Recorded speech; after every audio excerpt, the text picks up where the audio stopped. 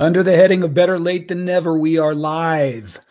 Hello, everyone. How are you? Today, in a very special, and by special, I mean late version of my interview series, which I'm now going back to officially calling the Manny Wolfe Show.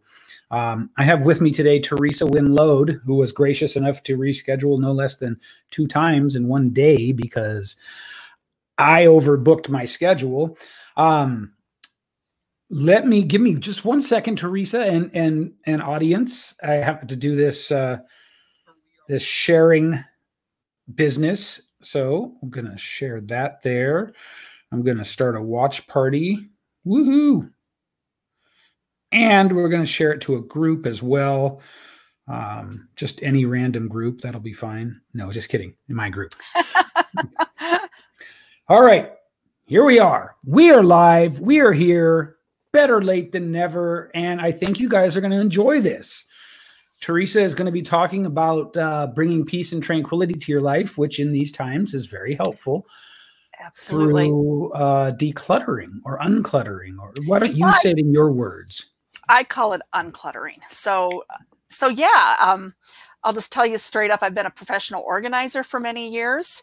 And one of my clients observed that I get a little dopamine hit every time I ran something out to the dumpster. And it's like, yes.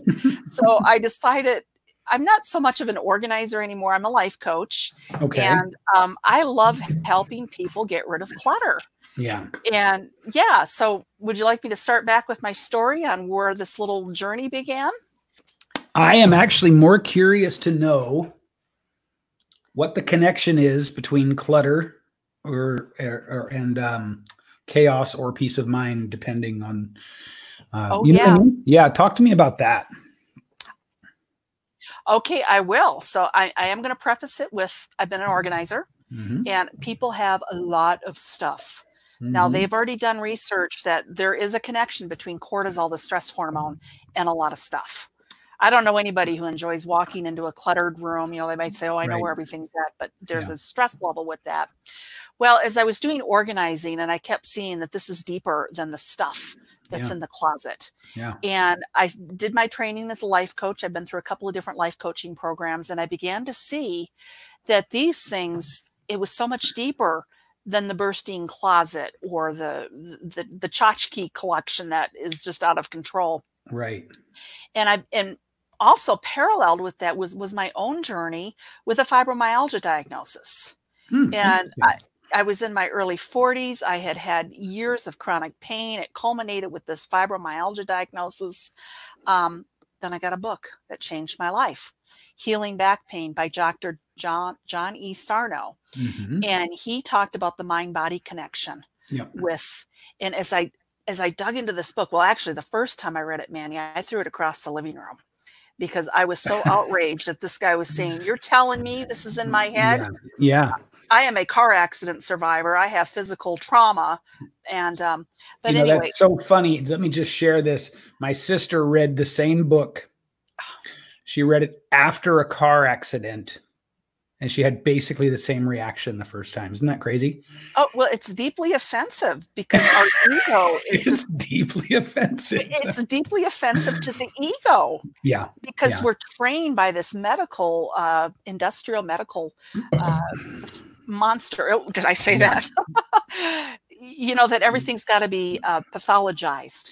Oh, yeah. So true. Yeah. So that could be another bunny path. But anyway, I got to this point. I was hurting enough that I decided to look at the book again. Okay. And when I read it, it was like, oh my God, this is me on every page. The history of childhood trauma, the personality tendencies. And because of my organizing background, I began to look at these things. What Dr. Sarno was talking about is head clutter. And then I thought, oh my God, this thing is so big because clutter really comes in 3 flavors as how I see it. There's home clutter, which don't need to explain that too much. Head clutter. How many people, decision fatigue? I mean, was that even a phrase 20 years ago? Right. So overloaded with decisions. We're so busy. We're so preoccupied with our phone. Oh, I got a message. Yeah. Give me just a second. Exactly. Hold on a second. Yeah. So head clutter, which very much feeds into the next area of clutter, which is what I call heart clutter, or I call this sacred clutter, because to me, this is precious stuff. This is the wounds from childhood. This is the trauma that's never been addressed. It's the stuff that we feel justified to hold on to, right? Yeah. Well, right. We feel like it identifies us. Or rather, let me nail that a little bit. Let me hit the hammer a little bit more on the head for people listening. Okay. Until we know better, those things that we hold on to so dear that hurt so bad are a big part of our identity. Absolutely. Yeah. Absolutely. And here's the rub with that. People don't even realize it. Yeah. Yeah. They don't even realize it. It becomes like, for me, when I was newly diagnosed, the first temptation is to go in and find a fibromyalgia support group.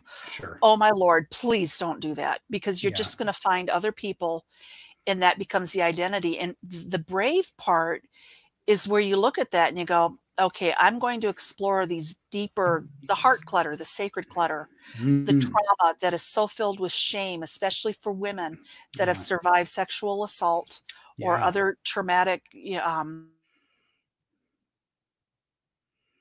shame around that stuff. It's like it's like a bursting closet with a do not enter sign over it. Yeah. So I found what I needed to do, because I identified so much with that book. I needed to be brave, and I needed to go in and realize that even though I was saying, yo, my life is perfect and I'm happy, I wasn't being really honest with myself. Right. So to be able to draw that courage to go, things aren't going so well right now. Yeah. And which leads me to my other H, because I'm a writer and I like alliteration: home, head, heart, and health. So what happens when you've got this built up clutter in your life, it ends up in your body. So there was a doctor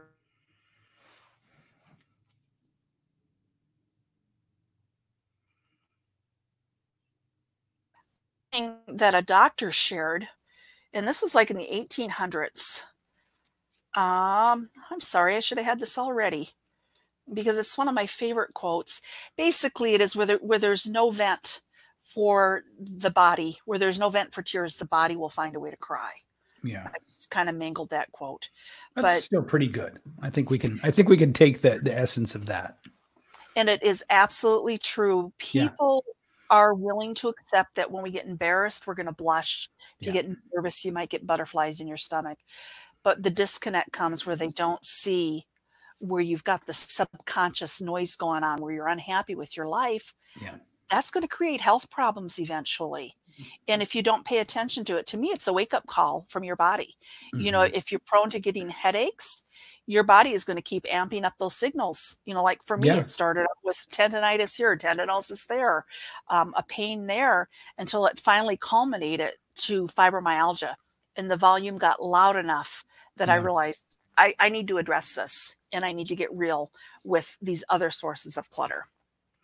It's interesting to me because this is another point of view, a way of looking at something that I just keep seeing people, how do I want to put this?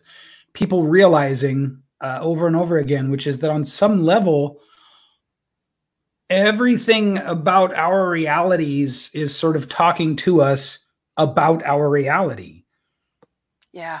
And I don't want to leave that so esoteric for people watching. I can tell that you get what I'm talking about, but it's sure do. It's also your work. So of course you get it. Like, so chronic pain has oftentimes emotional, at least, components. Now, if you jump off a 2-story roof and you push one leg up higher than the other into your hip socket, you're going to have chronic pain for a physical reason. But it's also like, you just never find chronic pain that's all for a physical reason without an emotional component for some reason, right? Absolutely. Yeah. Absolutely. And it's so it's as though part of the challenge laid before us in the human experience is to learn how to sort of see through our own heuristic devices, our own tendency to normalize and one of the things that I wind up doing with people a lot, because I work with people who want to speak, who want to become sort of celebrities, who want to, you know, personal brands. And there's always a resistance, of course. There's a fear of the next stage of bigger. And I noticed that at some point with people, oftentimes it's in the beginning, but at some point people always do this thing where they minimize their biggest issues behind this really small language. And I call it hiding your biggest things behind your smallest words. Yeah, that's good, right? Manny. Yeah. That's really good. And I think that you're coming at this same sort of phenomenon from the perspective of, we can tell to an extent what's happening deep inside of you by the environment you create around you. Absolutely. Absolutely. Unless people think that this is some kind of a woo-woo thing, it isn't. And I get that, right? Yeah. And the science, because one of my defense mechanisms is show me.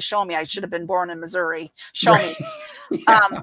You know, but I do like the credibility, because I think sometimes there gets that woo-woo element where, to me, there's a credibility disconnect. Yeah. But the science is bearing this out. This is not woo-woo. This is solid. And did you hear about the ACE study? And if I'm going off on the wrong tangent, feel free to tug me back. I will. Can you tell I get a little excited about this stuff? Well, I'm glad too. I'm glad that you have a deeper level to this. So yeah, tell us about the ACE study. So the ACE study was done out of Kaiser Permanente in California, and they did this study of morbidly obese women.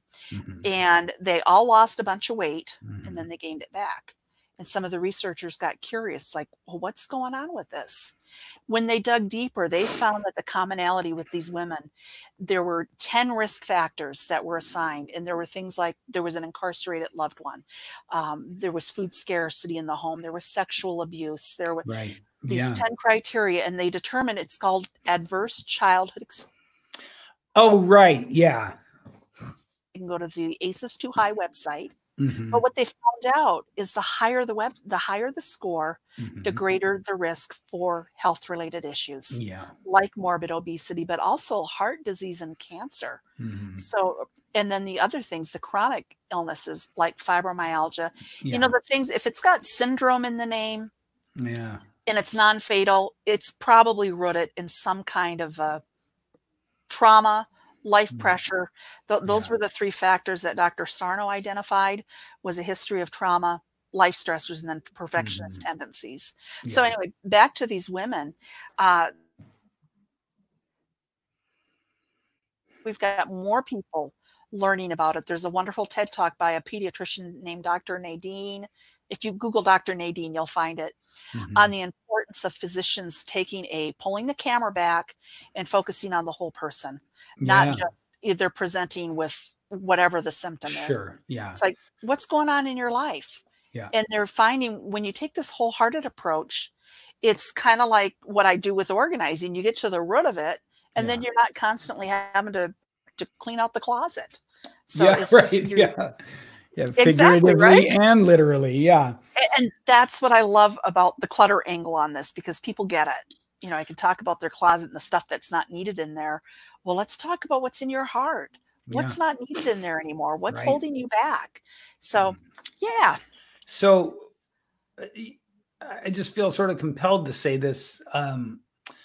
This idea of our space being a vibrational reflection of our internal space is not new either. Absolutely. I mean, I've had experiences literally, and I more than one, where I set out to feng shui my environment and had significant changes for the better happen, either financially or emotionally or romantically, immediately upon doing it. And, you know, I mean, I was raised in an environment where pseudo mysticism was sort of revered. And so to me, it was like, most of me went, oh, look at that, it's magic or whatever. And then part of me went, I don't know, you know, but I did it anyway. But the cool thing, I think, here is that you don't necessarily have to do everything the hard way from the inside out. through, you know, years and years of self-awareness and personal development. And Tony Robbins was the first person I heard say this, and he was talking about changing your state. He said you can change your state by changing your emotions and action in your body, or you can change your body by changing your state. It works both ways. Absolutely. It's a two-way street. Absolutely. And this is what you're talking about, right? Absolutely. Absolutely. There's a lot of just very practical things. I was just on a call this morning, and the coach on that call said, take your meds. Well, what does she mean by meds? Well, meditate. Yeah. Meditate, exercise, diet, and sleep. Yeah.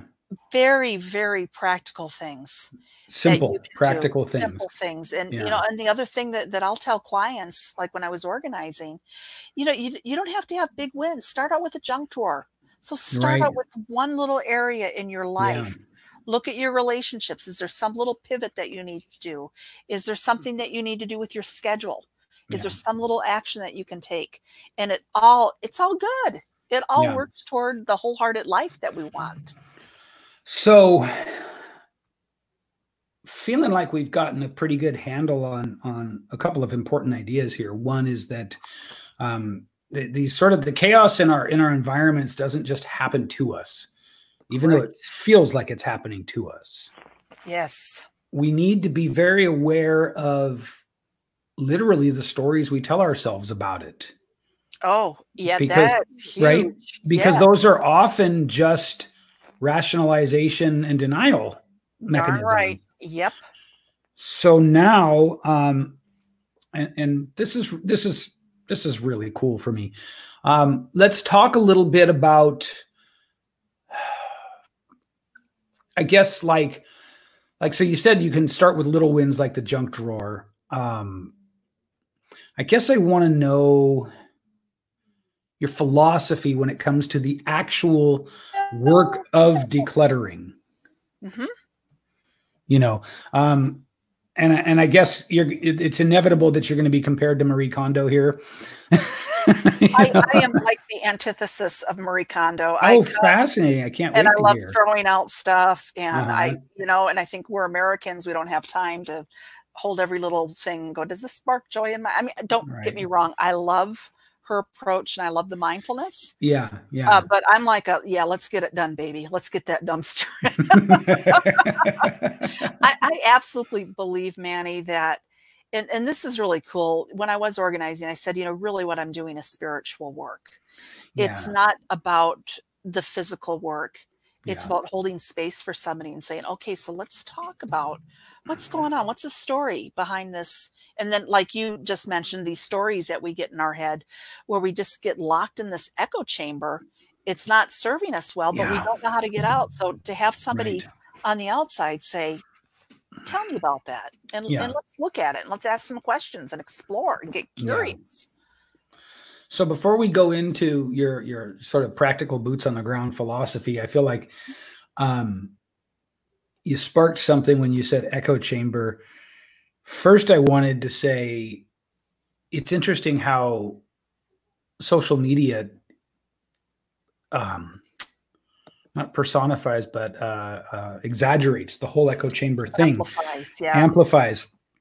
But it's important to know that the willingness to sort of enter into an echo chamber comes from within us in the first place.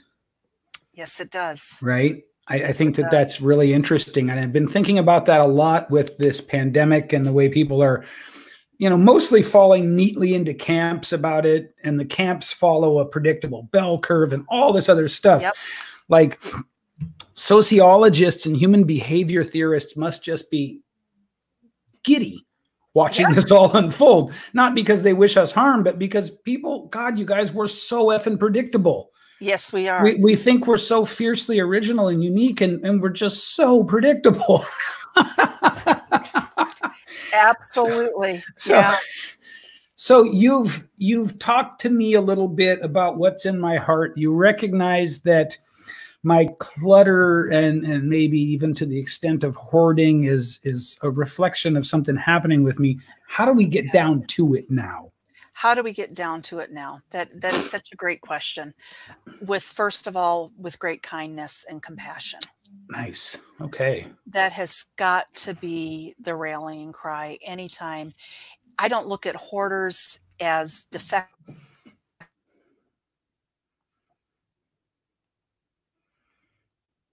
Come on, Facebook.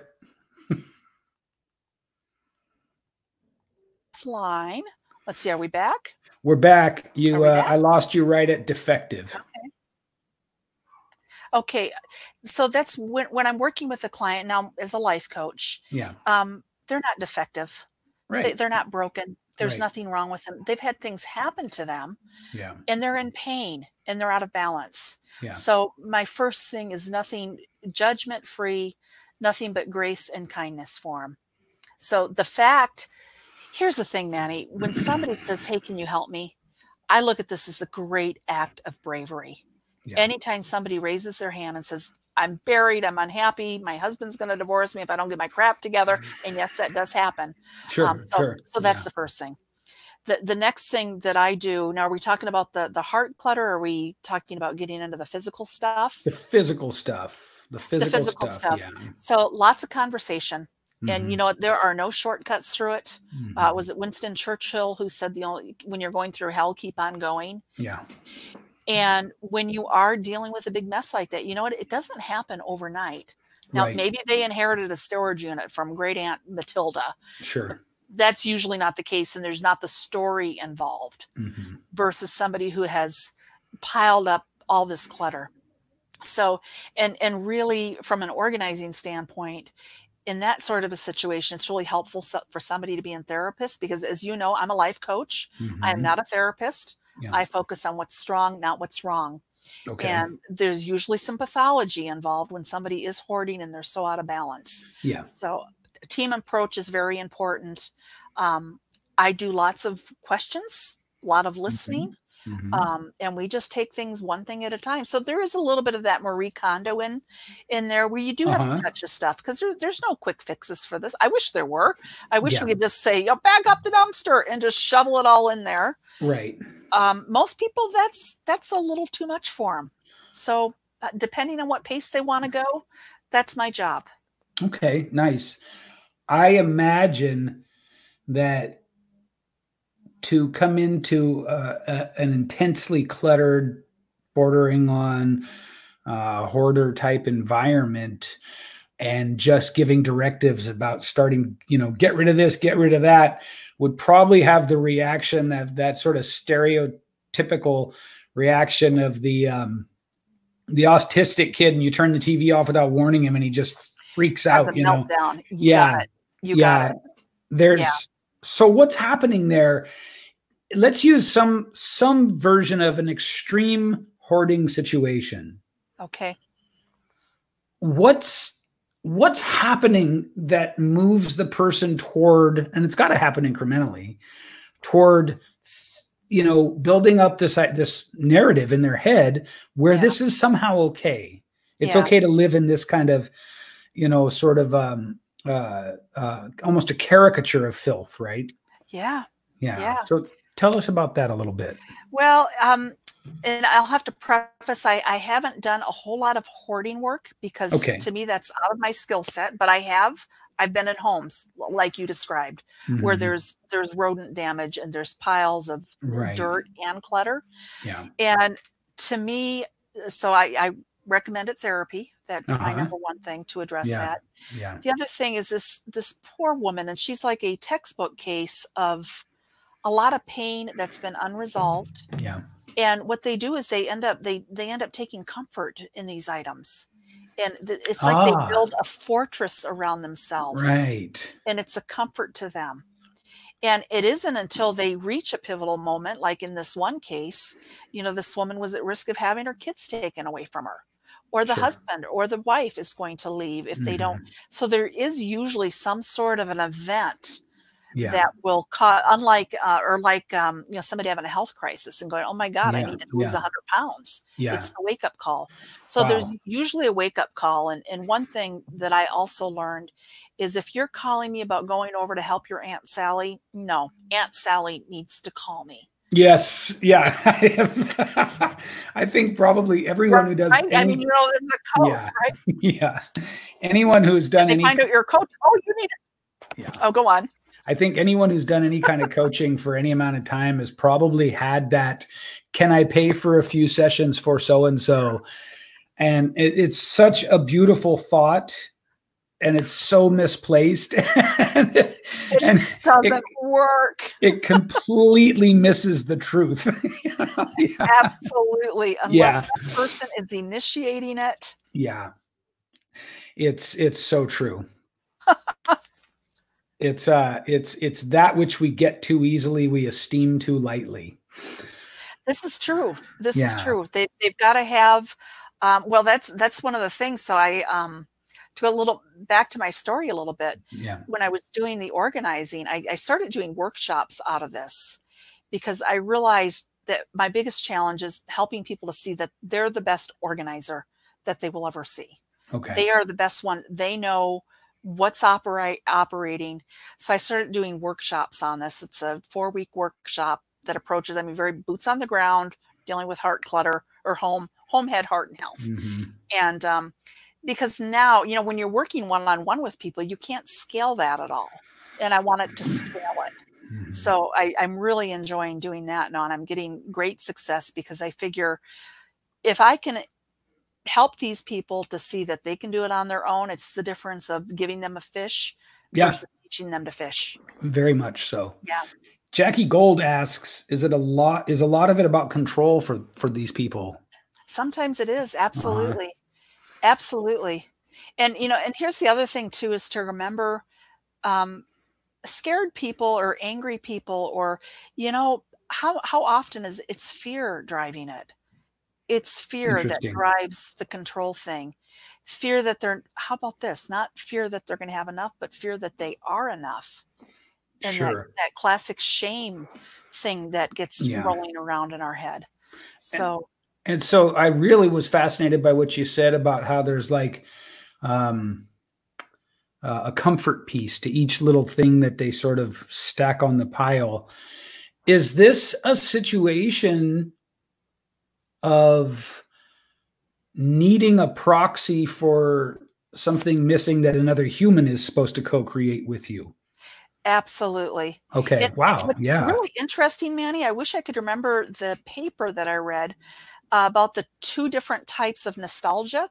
Okay. So there's a nostalgia that looks back and gets warm fuzzies from it. Oh God, I remember going camping with the kids, and it was such a wonderful. There's that nostalgia, and then there's a different kind of looking back where you just kind of crawl into a negative sadness. And, like the melancholy sort of morose nostalgia. Exactly. Yeah. And I mean, guess which ones the hoarders are? I mean, I wish I had read this, you know, years ago. It would have been helpful. I just read it maybe a month or so ago. It's like, I didn't know there was such a thing, but there absolutely is. Yeah. So yeah, they identify with this. One client had a moth-eaten quilt that she could not part with. I mean, it was just, it was nasty. So, but what was the story behind it? Well, am I going to dishonor my sister if I throw this? So back to the story. Right.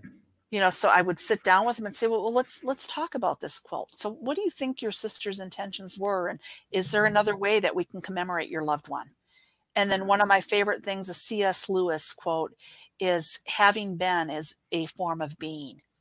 And I remind people that just because they're not here on this earth still doesn't mean that they're not still with you. They are.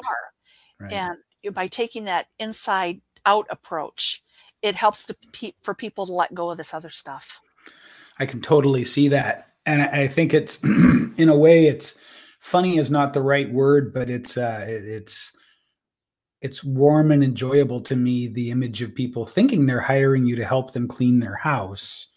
But then when they get into it with you, it's like, I have this image of having deep, meaningful conversations and getting to understanding, and sort of the house just becoming cleaner, you know? It's true. I get that. I get that. I can totally see that. Absolutely. And what's amazing, and by the way, I think that was actually Carl Jung who said that quote. But anyway, Yeah, and that's why I say it's spiritual work. You can see the change that overcomes people or Right. overtakes them. Yeah. You know, when that closet is cleaned out and they step back and they go, "Wow, this is amazing." Yeah. And how do you feel inside? Wow, I feel amazing. Right. Yeah. To me, it's very obvious that it's spiritual work.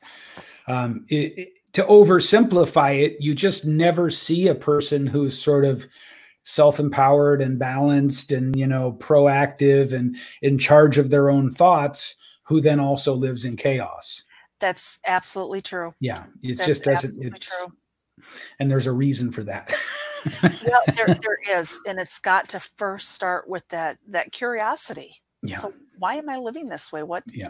and then to have the courage to be able to look at the things. You know, one thing that I love to talk about as well, it's and this is a Carl Jung thing, doing shadow work. You know, we all have a part of our personality that's super ego. Hey, look at me, I'm really good. But inside, we've got these less attractive parts. Yeah. And part of the emotional clutter that I'm seeing is we don't want to face that. We want, hey, I'm a great gal. Look at me. I'm perfect. I got all my crap together. But inside, I know the story. I know that I could start a flame war with somebody. I know I can rip somebody apart with criticism in a nanosecond. You know, all these things, I'm not proud of them. Right. But to be able to go, but that is part of who I am. Yeah. I'm not going to feed that side of me, but I'm going to accept all the sides of me. Yeah. And I think that takes bravery too, to admit that this is part of the repressed feelings and the repressed identification that we deal with. It gets tucked into our subconscious. Yeah. And that's where it can flare up as a chronic health issue. We're not accepting of ourselves. We're full of, on the outside. So Dr. Sarno called this tension myositis syndrome. And to break it down, it just means basically your muscles are tense. Yeah. And it is a physiological response. You've got your subconscious going, I can't accept this. I can't go there. That's a dark, shadowy place. So you just repress it down. And what happens is those physical symptoms are actually serving a distraction to keep you from admitting that maybe you're not happy with your life. Right. Maybe you hate your job. And so that's where, somebody's having a pain issue. It's like, oh, that's awesome. That is an awesome invitation. It's not awesome that you're hurting. I get that. Nobody likes. That's not what we're saying. Yeah.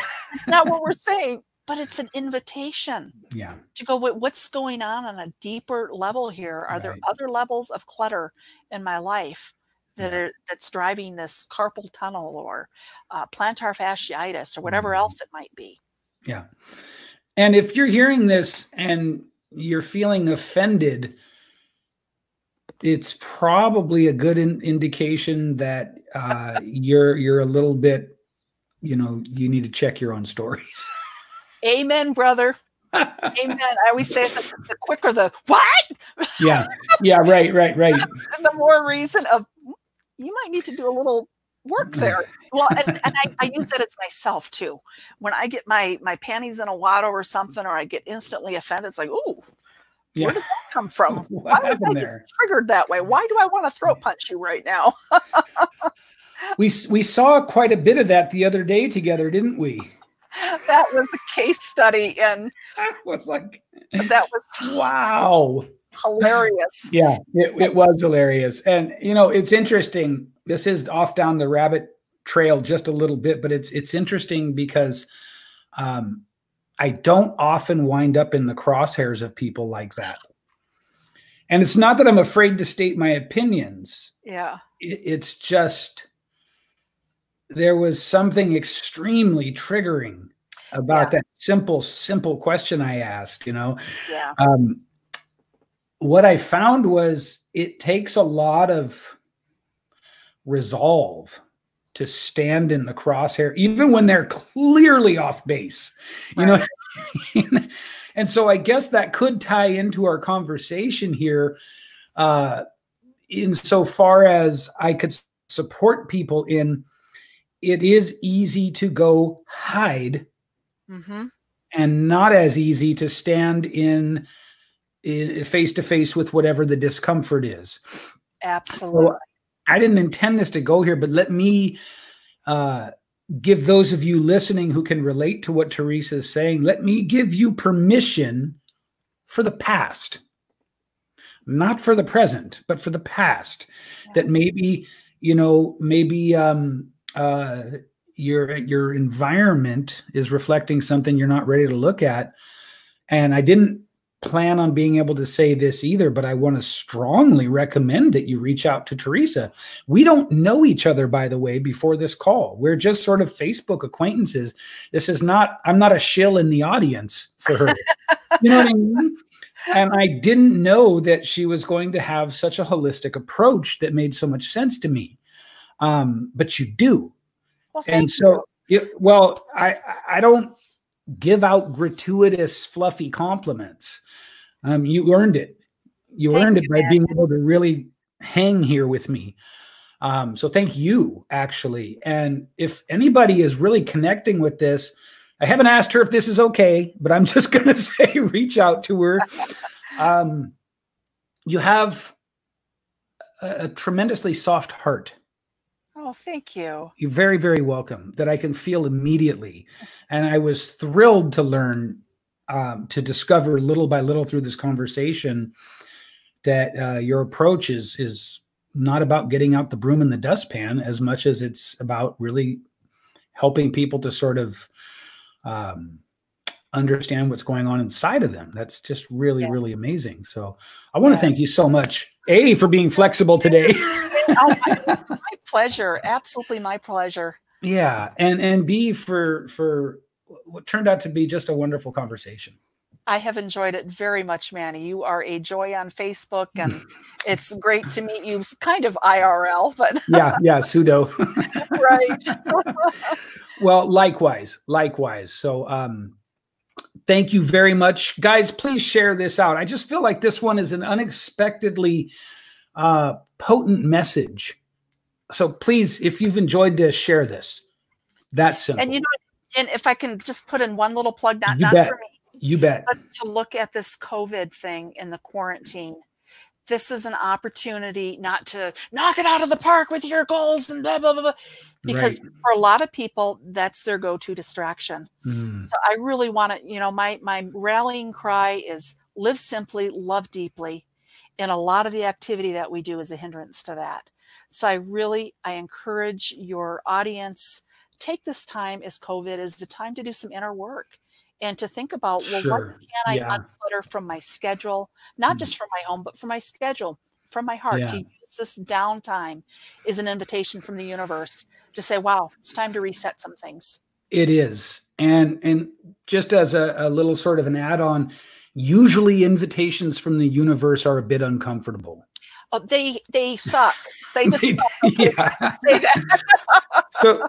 So let's go through quickly and just shout out to some people before we sign off. Let's see. Carol, Jackie, Philip, Jamie, Helen, Dave, Carol again, John, Sumith, Danielle, Mitch. Looks like there are a few other people coming on. Amanda, did I say Amanda already? And another Jeff. Guys, please share this. I beg of you. It's such an easy thing for you to do, and it means so much to us. It's just a press of a button for you. So, Theresa, thank you so much. Manny, thank you so much. This is my awesome. Pleasure. Have a great uncluttered day. There you go. Bye-bye.